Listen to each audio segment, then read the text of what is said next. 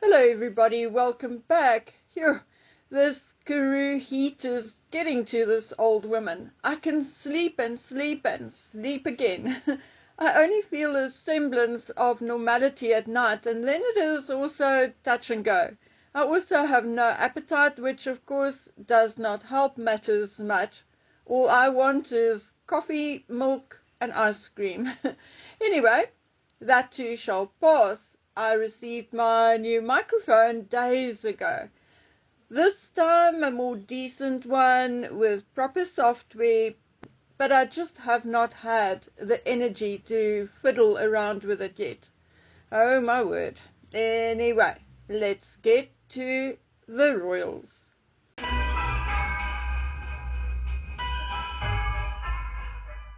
I just read some good and interesting news. I cannot believe that I did not know of this sooner.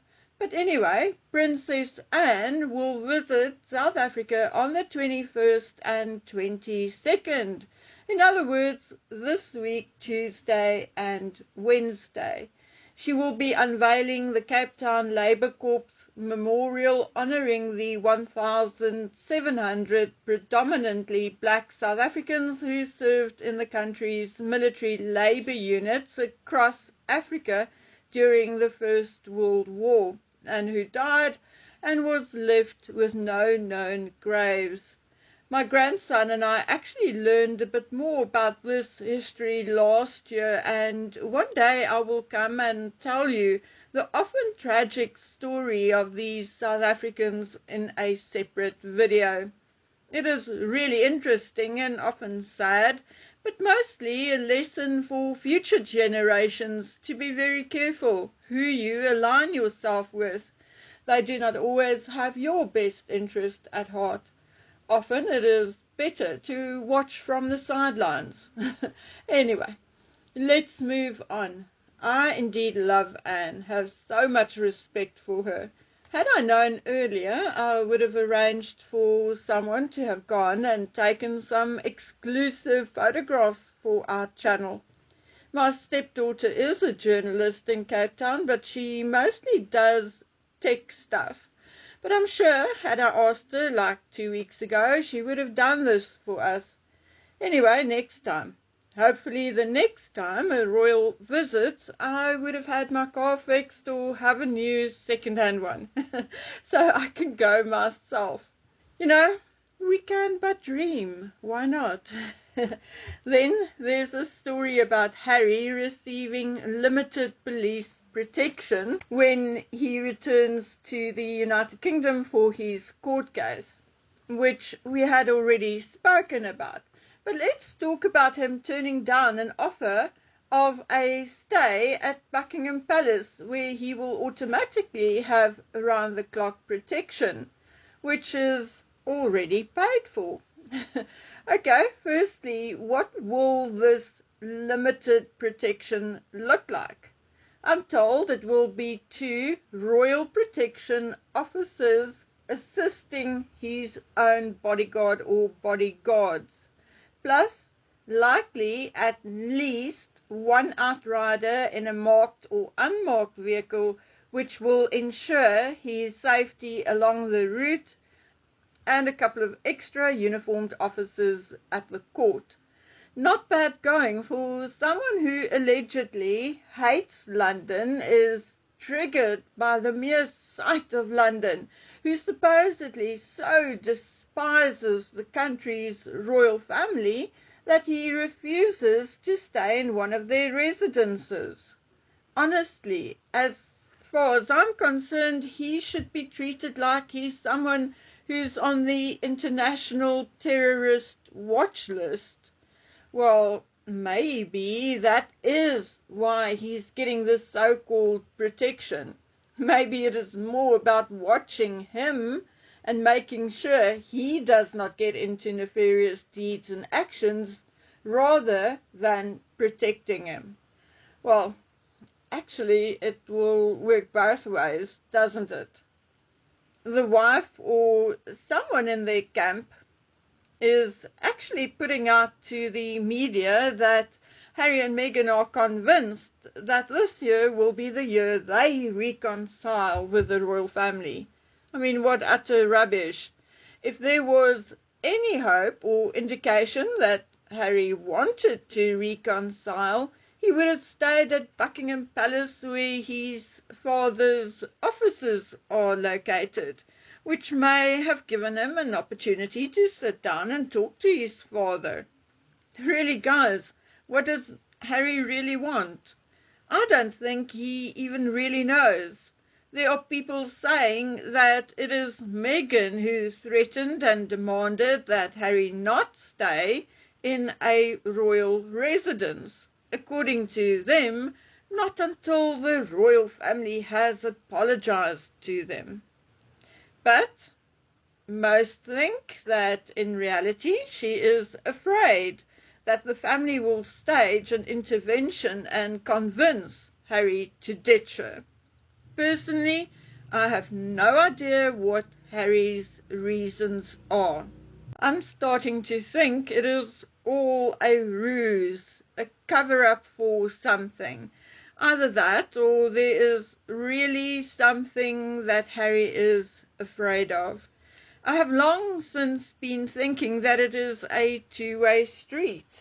I think that, in a way, the king fears Harry and Meghan because of what they know, or Harry know and shared with Meghan. I mean, I'm sure Harry knows some secrets about the royal family and the king, and then I also think that the family, the crown and the king, know things about Harry and Meghan which Harry and Meghan would rather not want out in the public domain. So, if anything, I think they are at a sort of stalemate position. I also think that if Meghan wasn't so over-eager to spill and talk trash about the royal family, Harry and Meghan would have been in a much stronger position. But she's sick, and she ruined it for them. Wow, did you see the stunning photographs of Sophie released ahead of her 60th birthday? Ooh, really stunning. I'm turning 62 this year, and I so wish I could look as good as Sophie. Geez, even half as good would please me. I'm now fully committed to seeing my doctor for a referral to a skin specialist this year. I should have done that 2 years ago, but I put it off until now. Lately, the marks, the lumps and bumps are popping out on my face, and that is where I draw the line. But first, Dragon Man will be seeing the doctor for his feet again tomorrow. He had his 1 foot the big toe cut a few months ago, but it did not solve the problem. Both feet will now have to be done, and at this point or until tomorrow, we won't know what the permanent solution will be. Anyway, I digress. Sophie is a stunning woman, beautiful from inside and outside, I believe. From what I heard over the years, the Queen loved and adored Sophie, got along better with her than with any of her other daughters-in-law. One of my sources once said that Sophie is the most underrated royal. As she got older and matured and settled in the royal family, she became the peacemaker, the stabilizing influence, the one everyone could depend on and trust. Just like she had been a support to the Queen, she had allegedly also been a great support to Catherine, to the point where William would choose his Aunt Sophie to accompany him to certain events and functions.